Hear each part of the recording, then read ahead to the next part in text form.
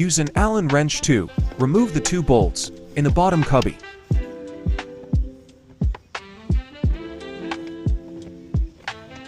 Pop off cover and use torque screw to remove the bolt on top.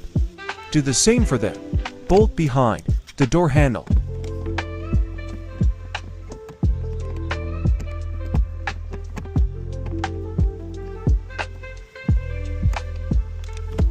And also for the bolt in the storage cup.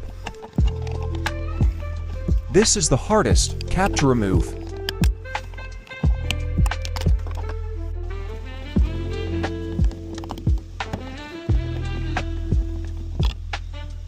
Remove the piece around the door lock.